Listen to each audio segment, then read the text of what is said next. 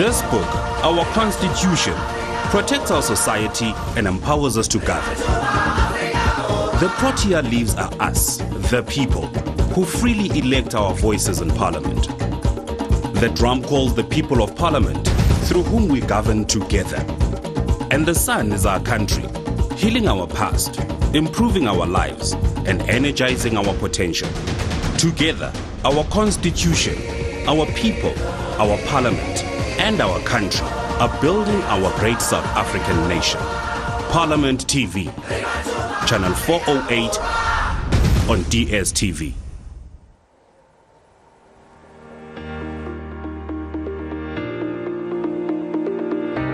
My name is Mzwandile Masina.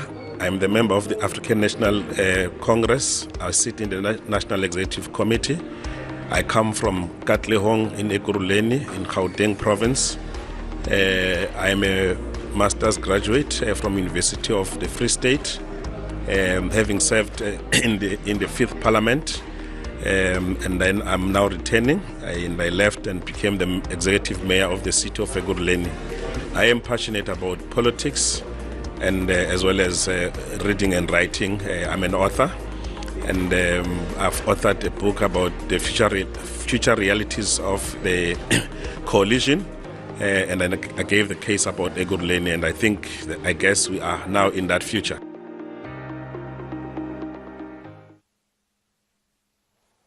Welcome to Parliament. I am Shihlamari Songobeni. Parliament plays a fundamental role in upholding South Africa's democracy. As the legislative arm of the state, Parliament is responsible for representing the people, passing laws, and overseeing the executive. A key mechanism for this oversight is the work of committees, which are tasked with scrutinizing government departments, processing legislation, and investigating matters of public interest. Today, we are honored to have the chairperson of the Portfolio Committee on Trade, Industry, and Competition. The committee is responsible, or rather it plays a crucial role in shaping the politics and the policies that impact economic growth, industrial development, and the regulation of competition in the country. Our conversation with the chairperson today will explore key issues from the challenges faced by the National Lotteries Commission to South Africa's efforts in transitioning towards a green economy. Chairperson, welcome to Parliament TV. It's a pleasure having you here. Thank you very much. Let's start perhaps with the induction that you've just had as chairpersons of committees and as committees. What are your key priorities for the next 5 years emanating from the discussions that you've had in your planning as a committee? Well, thank you very much for this opportunity. The Committee on Trade, Industry and Competition is a very important committee. It meets at least 4 times a week to look at matters of the economy in South Africa. So in our planning session, we really have looked into what are the key things that we need to do and do right, so that as we oversee the work of the department, we are then able to have some extra measures that we will be looking at to ensure that the department can perform. I can confirm that we are going to be ensuring that there is an industrial policy in South Africa, which is going to be overseen by the minister and the team, which basically will really have to give us 2 main things: jobs as well as economic growth, because outside of those, we will not be able to justify our being here. There are almost 8 million South Africans who are not working, so our role as members of Parliament and the department in the main is to make sure that we create work opportunities and our economy grows so that we can have a number of people working in the main. And what is the policy going to look into? Which particular industries? For instance, we have the green economy industry. We also have the ocean economy, which is often left out, and activists in that space would argue that this is one of the low-hanging fruits in terms of economic growth and creating jobs. Look, we've got a number of master plans that are already in place, that are approved and that we're pursuing, looking at a number of various subsectors of the economy. But the main thing is to make sure that we ramp up manufacturing in South Africa in the different subsectors, but also we make sure that we are able to beneficiate our minerals in the main.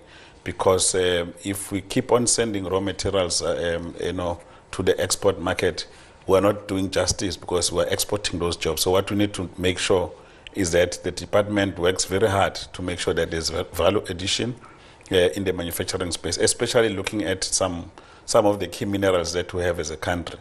So we are going to be looking at things like those to make sure that manufacturing anchored by our key minerals is a focus area in this regard. One of the committee's key functions is to oversee the work of the Department of Trade and Industry, as you've just said, along with its entities. How does the committee ensure that the department and its entities do fulfill their mandate effectively? Look, we play an oversight role, as I've said. So the department, in the main, they produce their annual performance plans, and we agree on the targets that must be set, and then we go and approve their budgets in Parliament. As soon as we've done that, on a monthly basis, then we keep on checking whether or not the department is performing according to the numbers that they have set in the APP. We've just concluded this week their revised APP. Very, very exciting work, which the people of will benefit the people of South Africa. And we're certain that our role is then to hold them accountable in all those issues so that we can make sure that there is enough work opportunities for our people, but also our economic growth. I believe you would have looked at the legacy reports of the 6th Parliament. What are some of the key issues that you may have identified, particularly with regards to the department and its work? So when you look at the legacy report in the main, I think one of the major shortcomings that the department experienced was the issue of building internal capacity to be able to discharge the services. So there were a lot of people who were acting, there were a lot of boards where people were acting in the entities. So we have really begun to address that because it became our immediate priority together with the minister that over the next 3 to 6 months, let's make sure that it's not, we get suitably qualified individuals to occupy those positions so that they can make decisions in the interest of the country. I can safely say that all the boards have been advertised, and the senior management have been advertised, and the minister and the team, they are now seized with that task of ensuring that at least before we close, some of the posts would have been concluded. So when we come back in January, we are going to be assessing how far we are with regard to those so that we can ensure that all the boards are properly functioning and they can execute their responsibilities. And how do you make sure that the people that are employed or appointed in these positions are well capacitated with necessary skills to assist the entities?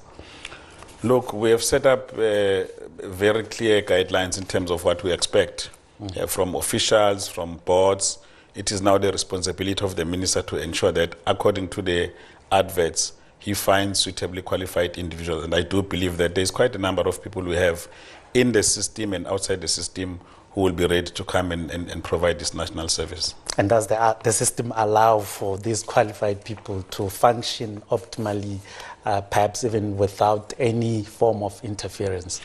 Look, there's a lot of perception in government, but what I can tell you is that we are running a clean government. So we expect that the minister will hire the competent people, and if there are any questions, as a committee, we have got the responsibility of oversight. But so far, we have been cooperating very well to ensure that we are able to move this thing forward, because it can be about individuals. So I don't think that South Africans must feel that someone is going to close them out, even though they're suitably qualified. We are going to make sure that there is work opportunities for all. So starting with the board, with the management, and we're just going to make sure that we don't close those that are capable, who can assist us to move government forward. Yeah, you spoke of a lot of master plans that you have. And is there any master plan around green energy and climate change? Yes, there is a master plan around green energy and master plan, especially focusing on hydrogen. and the electric vehicles. So we've deliberated on the plan.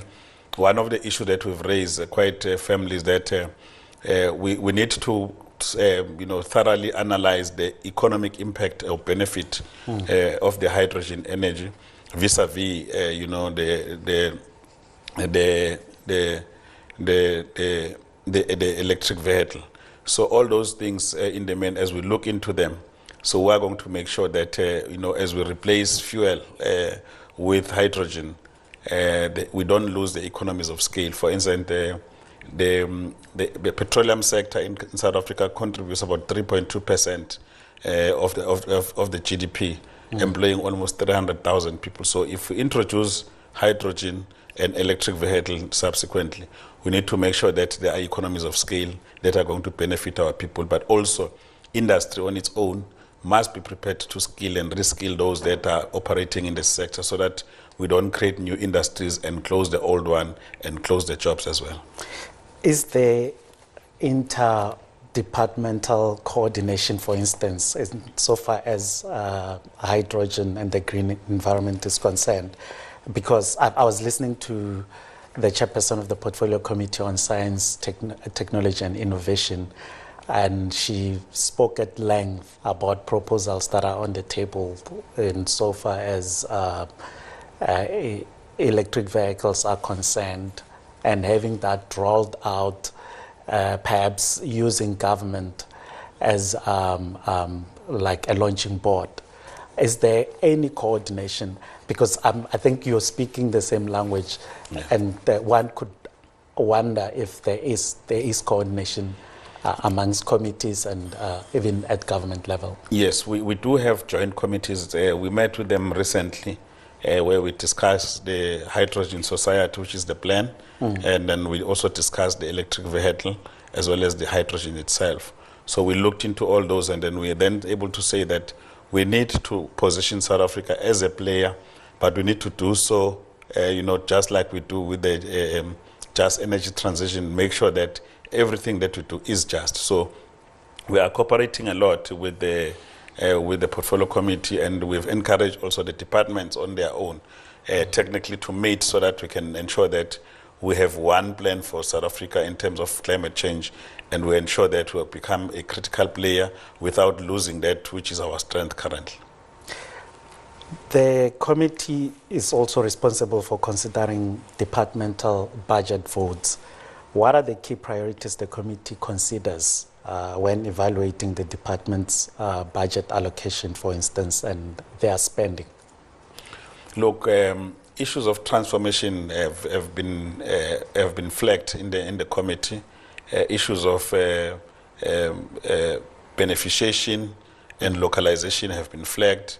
Issues of industrial policy, overall overarching industrial policy, has been flagged. So these are the things that we are looking at on how we can support the economy. In the main, we want to ensure that the DTIC plays an overall coordination role in government to ensure that we are able to discharge services, be it agriculture, energy, and all other sectors that we have, because our ability to support industries relies on coordination of the work of government, both in terms of resources, but also in terms of our own plan, so that they can talk to the development of the country. Because what is important is to make sure that there is sufficient economic growth that is going to result in jobs. So that's our preoccupation in the main.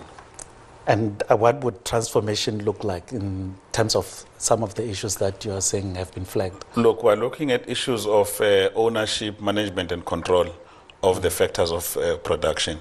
So we want to make sure that we have a number of our people who are coming from previously disadvantaged communities playing a major role in ensuring that we transform the structure, systems, and ownership pattern of the economy. I'm wondering, and let's take the mining sector, for instance. How is that space going to be transformed? For instance, you have mining communities that are standing with your illegal miners, for instance, some are trapped underground as we speak, some are, well, maybe trapped is not the right word to use, given the circumstances. And they are arguing that there should be some sort of transformation, some form of integration into the mainstream mining industry. Look, we do not support illegal mining in South Africa. So what we have put on the table for consideration, for instance, is that we must acknowledge that there is a lot of artisanal miners that are there. A majority of them are not working. As a result, some are tempted to do illegal things, as it were. So there is a strategy in the Department of Minerals to really mainstream those. But what we are not promoting is the illegal activities that are currently taking place and the calls that are being made to put South Africa under pressure. All what we want to say that we want to train and reskill those that are playing in the sector.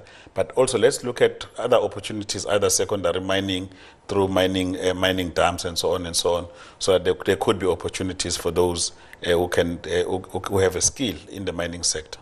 And is there a platform for the committee to engage some of these stakeholders, for instance, like including these mining communities? Well, maybe not just mining, even in other industries, like private companies and labor, for instance. How does the committee engage some of these stakeholders in so far as addressing their concerns and incorporate their perspectives into the legislative and oversight work? So we do have colleagues in the Portfolio Committee of Minerals.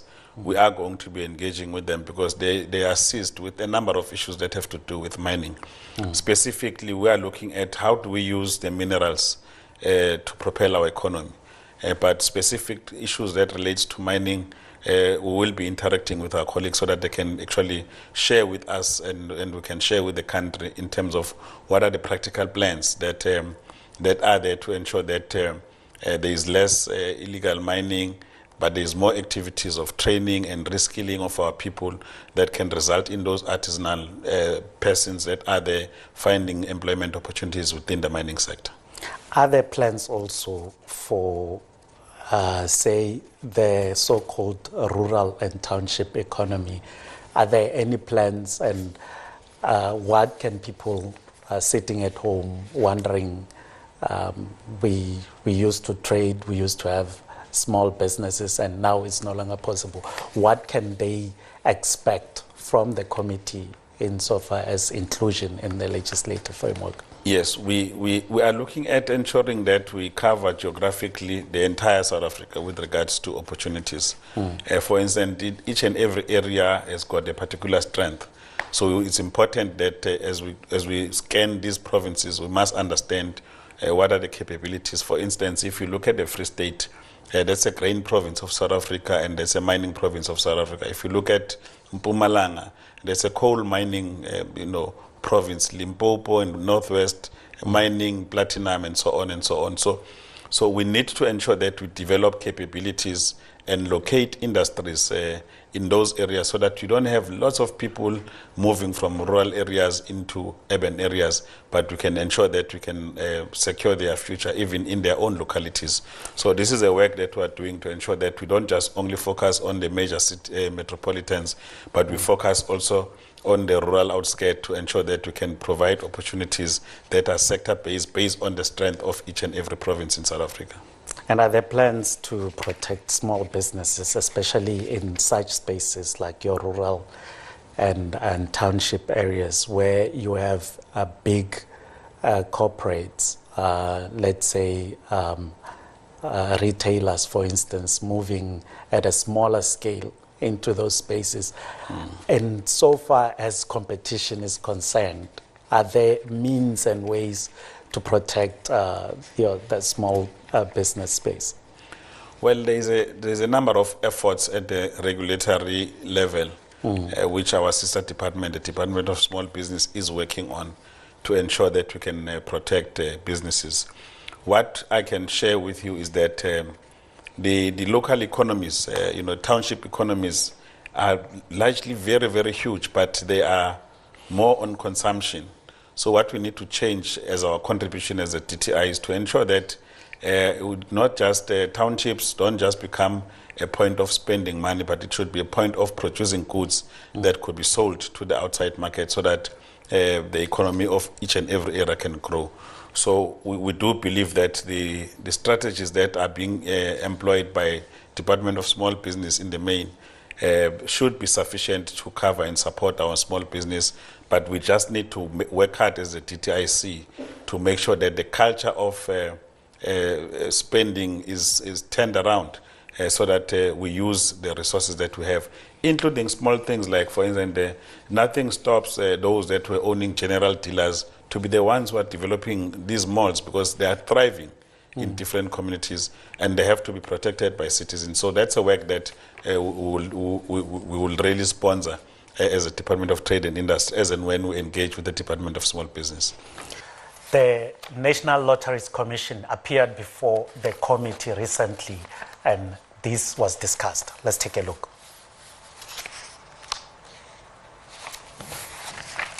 Now, on this investigation that we are presenting today, on the 6th November 2020, a Gazette 43885, Proclamation 32 of 2020 was published. The President referred the matters to the SIU, and the matters were covered in the schedule to the proclamation. The period of the investigation was 1 January 2014 to the 6th of November 2020. The scope of the investigation refers to the maladministration in the affairs of National Lotteries Commission in relation to the investment of funds of the National Lottery Distribution Trust Fund, established in terms of Section 21 of Lotteries Act, contrary to the applicable provisions of the Lotteries Act. We also investigate the allocation of money in the fund to beneficiaries who were not entitled thereto in terms of the applicable provisions of the Lotteries Act. Honorable Chair, you can see on the right-hand side, as I indicated when I started, is that this was really quite a massive, complex investigation. We've then sought to divide it into 3 phases. Each phase has got its own focus areas, got its own outcomes, and we're pleased to say phase number 1 has been finalized. And you can see there that the estimated value of the matters that were investigated in phase 1, it's about 279 million. That has been finalized. Phase number 2 has also been finalized, and the value of the matters investigated there was 246 million plus. Now, the phase 3, which is still ongoing as we present today, and is anticipated to be concluded by the 31st of December 2024, the values of the matters investigated there is valued at 905 million. We have already presented the progress report. In terms of the law, we are required to present the progress report to the President. The first progress report has already been submitted. Now, the key outcomes really are high level. The value of the contracts under investigation with potential civil litigation, it's about 2 billion as we speak. Some of those are still really in the legal process being assessed. They will ultimately end up at the special tribunal to ensure that there's recoveries. As we speak today, the actual recoveries that we have achieved, it's 9.5 million. Disciplinary referrals for action by the NLC is about 13. And then referrals to the prosecuting authority for consideration is 15. Administrative referrals to various authorities like South African Revenue Service. Referrals for blacklisting, it's 2. Referrals for professional bodies, that's about 2. And then, of course, as I said, the interim progress report has been submitted. Now, the committee or portfolio committees have the power to investigate matters of public interest, and there has been an issue of governance and accountabilities at the National Lotteries Commission. Has the committee conducted any investigations so far into the issues there, and how does the committee ensure that the investigations or these investigations result in tangible improvements at departmental operations and policies? Look, the National Lotteries Commission has appeared before the committee. They have presented their case. Secondly, we have also, at the point when we became members of parliament, there were already investigations that were taking place. So as a result, we have met with the law enforcement agencies, the SIU, the Hawks, as well as the NPA. They presented the detail of the extent of the investigations that have been undertaken. We are quite happy with the progress report that we've received. Of the 52 matters that were identified, 40 are with the SIU, 12 are with the Hawks, and a few are with the NPA, because they need to make sure that they've done their respective work. So we are confident that whatever wrongdoings that would have taken place, people will be brought to book. Secondly, we just need, our role now is to make sure that this noble institution should not go back to where it was before. We must make sure that those that are there now are at the helm. They mustn't think that there is a buffet free for all there.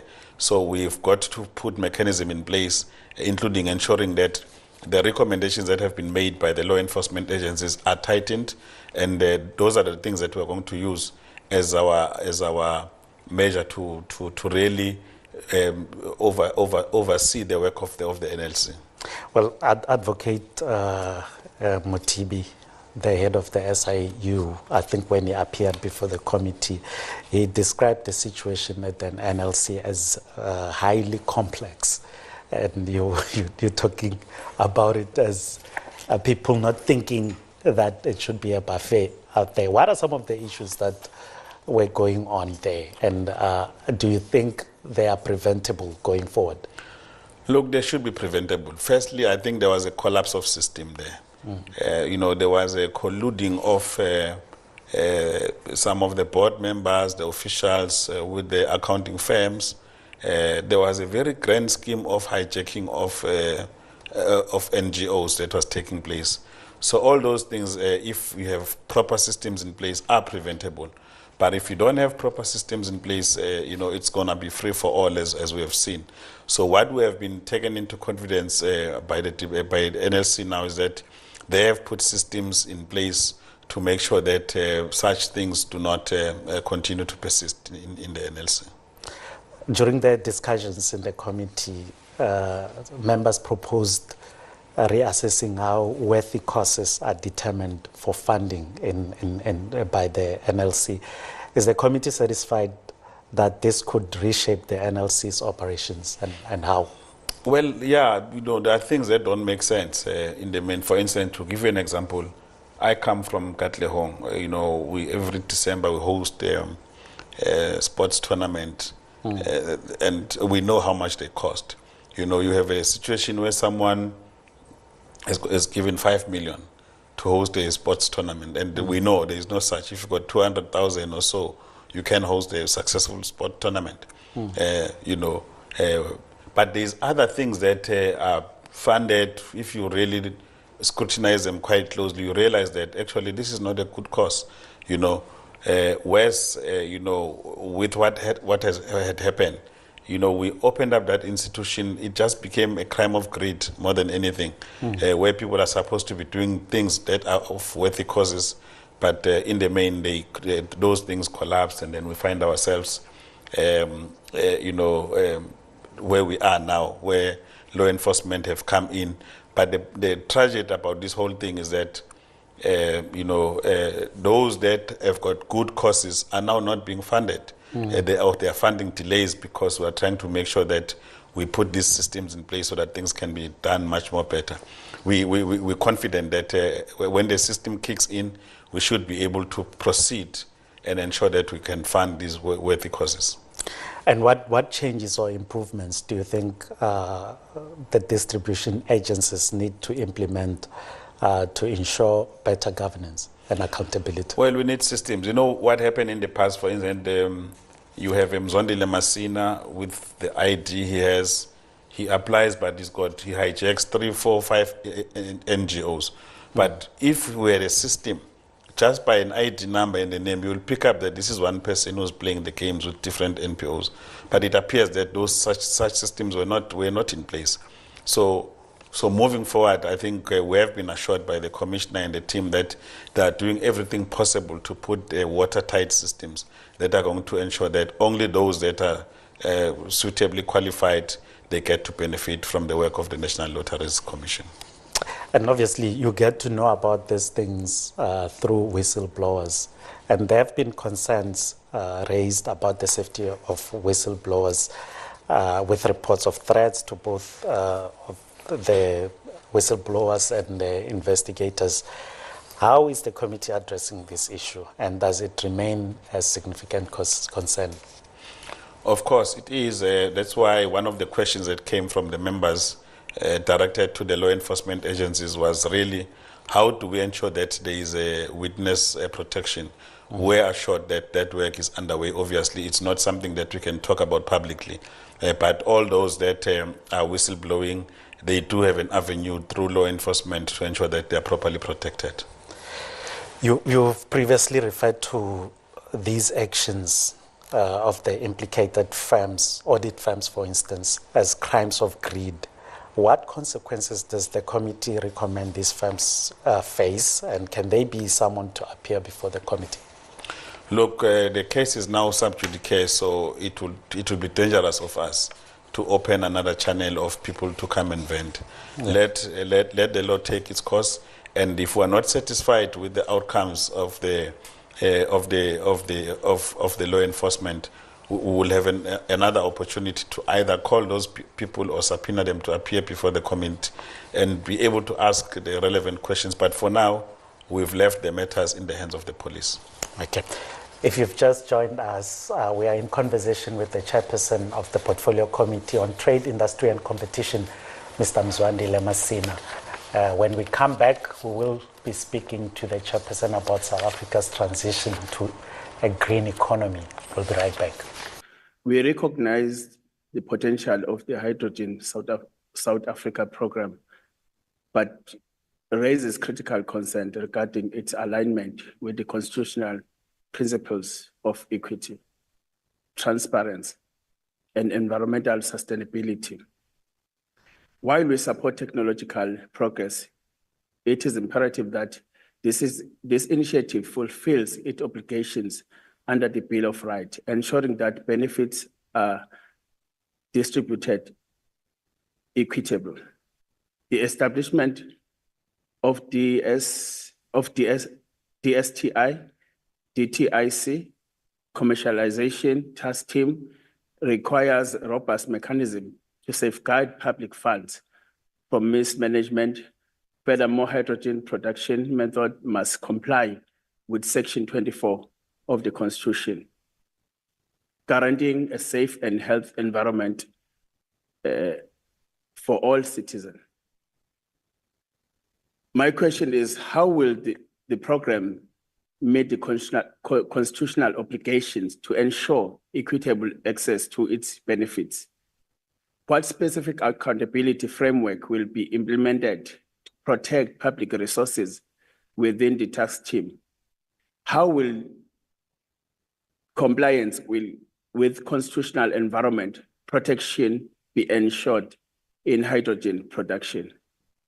Given that the South African economy is energy intensive, I don't think we should be shy of also seeing it as an energy opportunity to assist us to diversify our energy sources and to use that opportunity to further support the industrialization opportunity, because the two must not be mutually exclusive.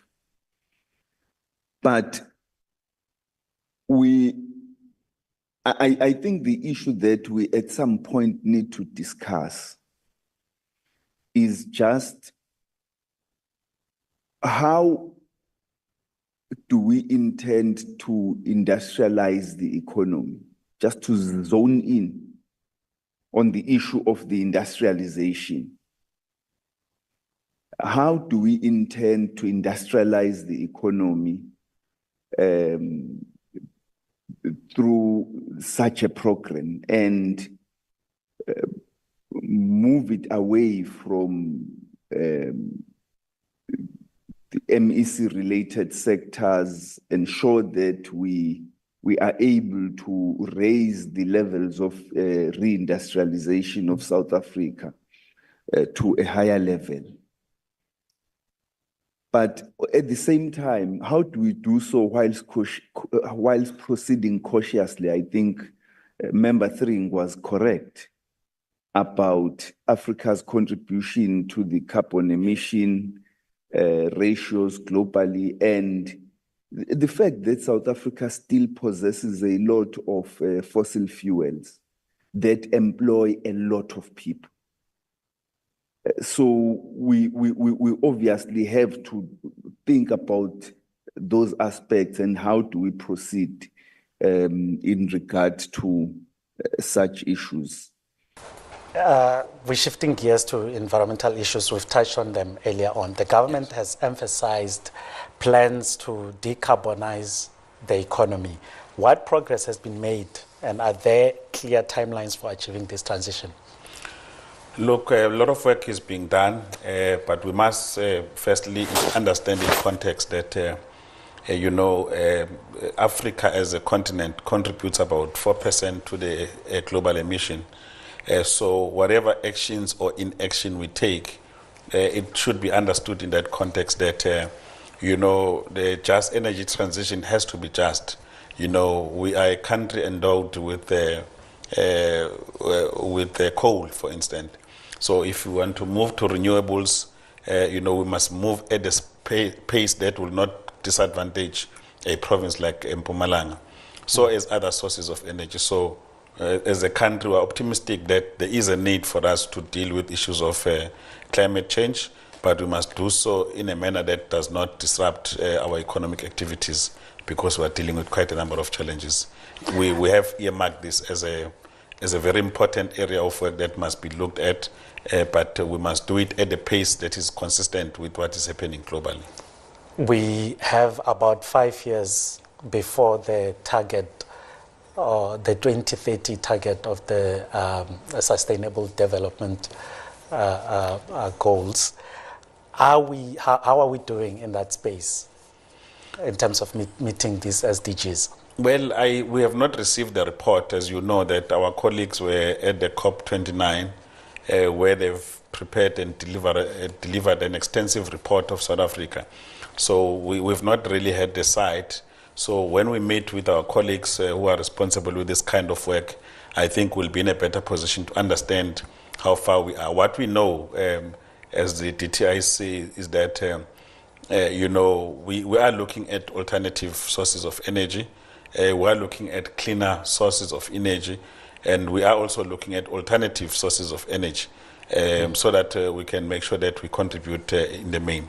And earlier on, I did touch on the electric vehicle, which is going to contribute significantly in the emission that we need to be dealing with at South Africa. So we think that whatever the figures or the numbers says from those who are directly dealing with the climate change issues from environment, we are going to ensure that we add value through some of the initiatives that we are looking at, including issues of hydrogen, electric vehicle, ensuring that even as we build new sources of energy, we do so having in mind that everything we do has to be green. So there are cleaner ways in which you can deal with even our coal, as it were. I know you have not perused the report from colleagues who are coming back from the COP27 conference, but can you comment on our carbon footprint in relation to the shift to green economies? And do you foresee a future where we transition entirely to green hydrogen, and what long-term benefits could a green economy bring to the country and to the economy? Look, global emission is creating a lot of problems for the globe. So we can't be spared. For instance, here in South Africa, you see there's a lot of, floods, fires, and many other, climate-related issues that are affecting us.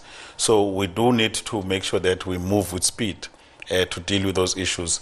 I personally would not want to be stuck up to time. Other people say 5 years, 10 years. One of the things that came out as we're discussing, for instance, as a portfolio committee, is that there are just too many engine combustion cars on the road. You are not going to wake up in 5 years, you've removed all of them. So we've got to make sure that our transition is just. So we should not really rush to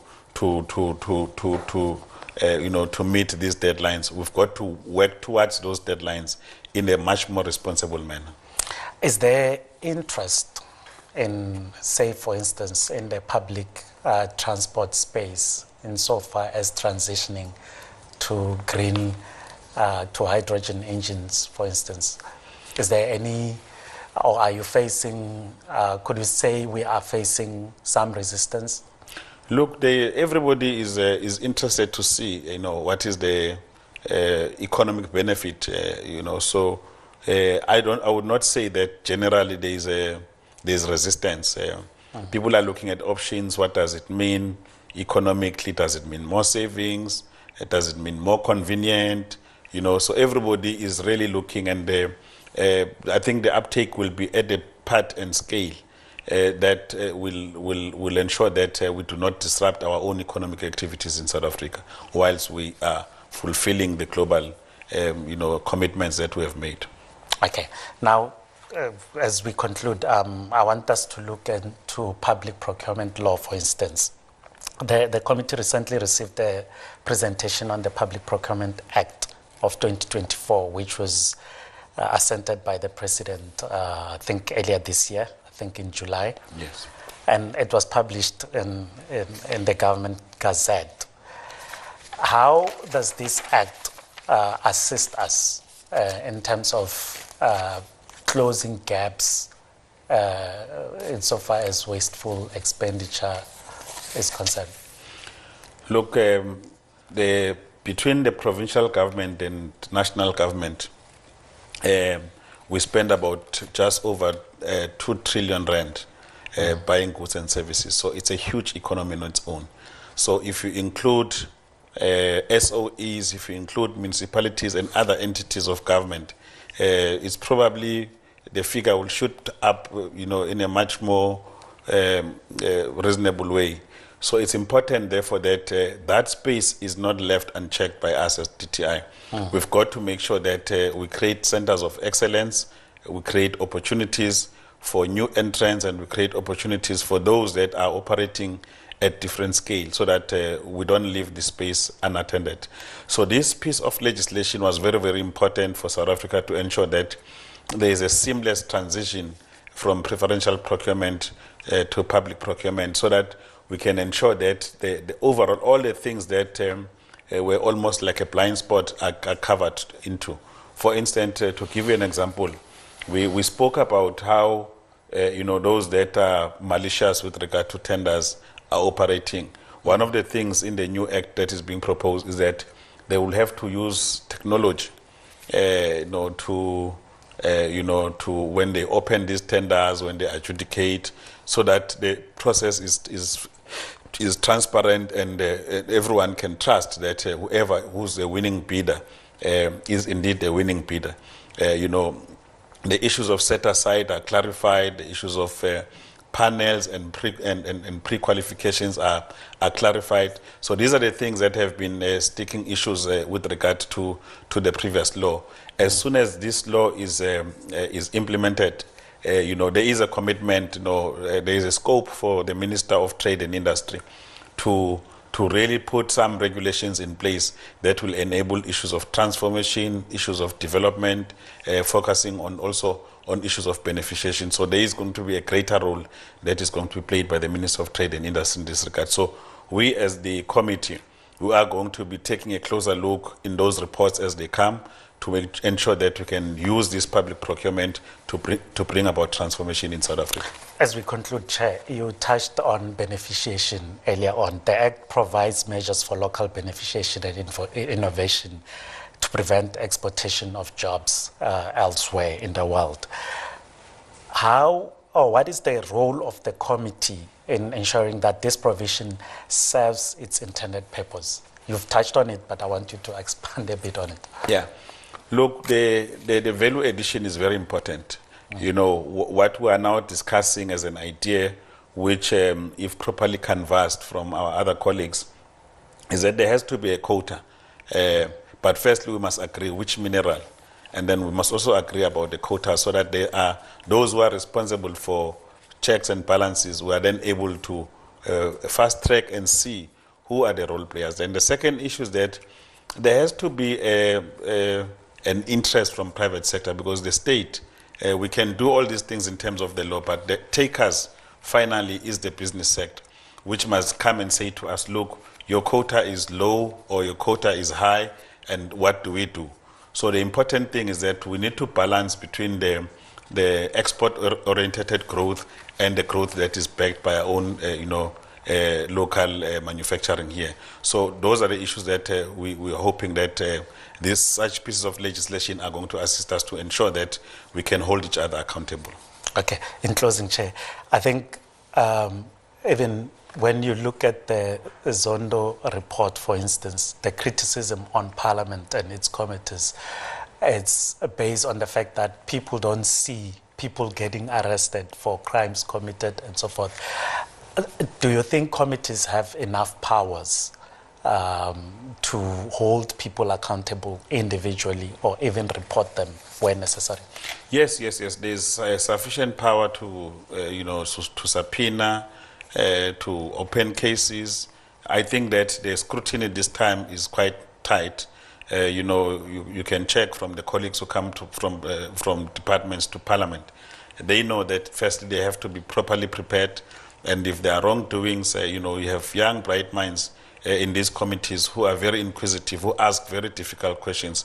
I'm confident that we are going to hold each other accountable, and the committee's got a huge role to play in ensuring that the executive is held to account on behalf of the people of South Africa. Chairperson, let me thank you. We'll be looking forward to having you again. Thank you very much, Chairperson. Thank you. That's Mr. Mzwandile Masina, the Chairperson of the Portfolio Committee on Trade, Industry and Competition, providing valuable insights into the issues of accountability and governance at the National Lotteries Commission, as well as his insights in South Africa's readiness to transition to a green economy. Thank you for watching Parliament TV. I am Shihlamari Songobeni. Goodbye.